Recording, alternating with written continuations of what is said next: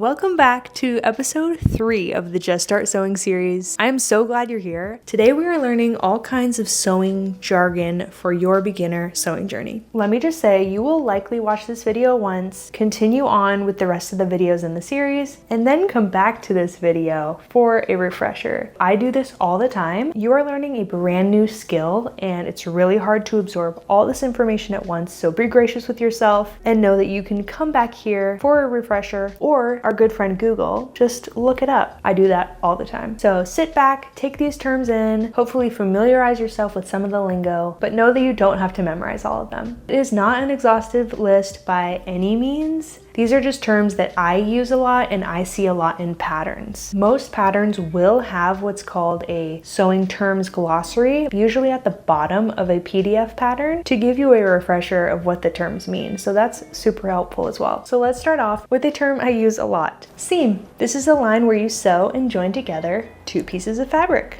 Pretty simple.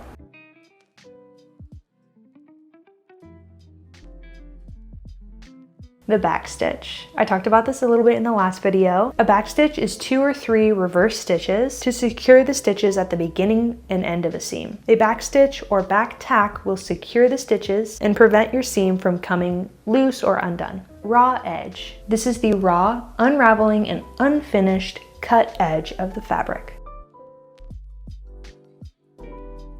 Seam allowance. The distance between the raw edge of the fabric and the stitch line. The width can vary between patterns. Always check your pattern instructions or pattern pieces for the seam allowance that the pattern designer intended you to use. If you don't use the intended seam allowance, your garment fit can be off and skewed by the end. Some commonly used seam allowances are 1/4 of an inch, 3/8 of an inch, 5/8 of an inch, and 1 inch. This is basically how far from the raw edge you sew your stitch. Right side, wrong side. The right side of the fabric, or the face of the fabric, is the side you see on the outside of the garment. The wrong side is the back side, or what would be the intended inside of the garment that is unseen. Sometimes they look the same, and in that case, you should use some chalk or a pen to mark which side is the good side, which side's the bad side, or right side, wrong side, just so you're sure which is which.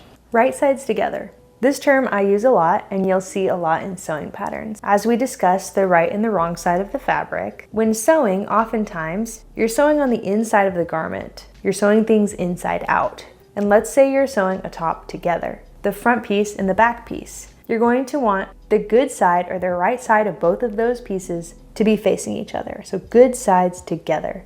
And then you're going to sew them down the side. When I was starting out, this was the biggest mistake I made, was sewing the right side to the wrong side or the wrong sides together. So you will learn as you go. In some instances, you might see wrong sides together. This is pretty rare, but it does happen. You will find wrong sides together to be a very common term when you are learning how to do a French seam, which I won't cover in this video because I've literally never used one in any of my videos. But you can definitely check out a video on how to make a French seam. It's a nice way to finish a seam with no raw edges, so it's a great option if you don't have an overlocker or a serger. Overlocking or serging. A specialized sewing machine that trims and neatens the edge of your fabric. It prevents your fabric from fraying and creates a stretchy seam finish, making a clean edge for your seams. Next, we have pinking shears. These are scissors that cut a zigzag edge, thereby reducing the risk of fraying on your fabric. These can be used if you don't have an overlocker and you're just starting out. Zigzag stitch, a Z-shaped stitch that can be used on knits, stretchy fabric, or buttonhole making, and as a finish for raw edges if you don't have an overlocker. Stay stitching. This is a straight line of stitching and is used before assembly on curved edges to stabilize the fabric and prevent any stretching or distortion during construction. Your pattern will indicate if you need to do this step or not, but I do find when cutting out armholes and neck holes, it's really good to stay stitch. Otherwise, these can stretch and become bigger than you intended by the end of the project. Next is hem. This is a term used to describe the finishing of the lower edge of a garment. The hem can be a single or a double fold and secured by stitches. Next, we have a double fold hem, a hem that's folded towards the inside of the garment. For the first fold, you fold the raw edge toward the wrong side of the garment, or the inside of the garment. And then the second fold towards the inside of the garment encases the raw edge. And then you would sew this shut, creating a double folded hem and hiding the raw edge of your garment. Straight stitch, the most basic machine stitch that produces a single row of straight, even stitches. It's used to construct a garment and for top stitching. Top stitching. It's a sewing technique where visible stitches are applied to the right side of the garment or project, often for decorative and functional purposes. Toile, or muslin. This is a French word for cloth. A toile is essentially a test garment made of cheap fabric to test the cut, the size, the shape, the fit of the garment, to check for any alterations that you might need before cutting into your really nice and expensive fabric. I do recommend making a practice piece or toile first. Next, we have basting. These are temporary loose stitches to gather fabric or hold two pieces of fabric together, again, temporarily. These are not permanent stitches. You can do this by hand, just get a needle and thread and sew a couple of basic stitches to hold something together, or by using the longest stitch setting on your sewing machine. So when you are machine basting, loosen the top tension for easier removal of the threads after.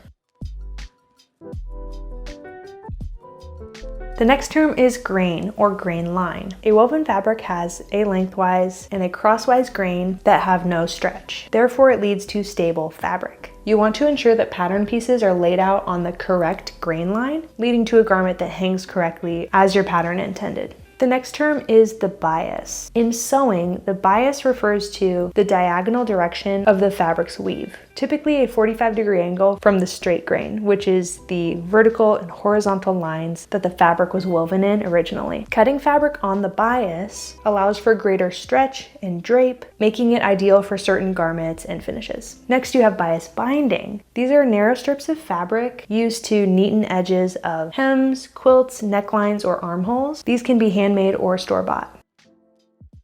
The next term is grade. Grading is to trim back the seam allowance to reduce bulk in a garment. Your pattern will indicate when you need to do this. It will say something like, grade your seams to a 1/4 seam allowance, which just means to cut it down until the edge of your fabric and the seam you sewed is a 1/4 inch apart. Interfacing. This is an additional layer applied usually by ironing it on to the inside of garments in certain areas only to add firmness, shape, structure, and support to these areas such as collars, pockets, buttonholes, cuffs, and button plackets. Next is notions. These are your sewing accessories. These are the small things you need for a sewing project beyond just the fabric. Think zips, thread, buttons, clasps, snaps, bias binding, ribbon, and interfacing. And your pattern should tell you exactly what you need. I think that's all of the terms that I use most often, but like I said, if you're following a PDF pattern online, there's typically a sewing glossary at the end, or you can just Google a term to refresh your memory real quick. I still do this. In the next episode, Nicole is coming back to join us, and we'll discuss how to choose a pattern, how to read the pattern, print it, and begin cutting it out. I'm so excited. See you in the next episode. Cheers.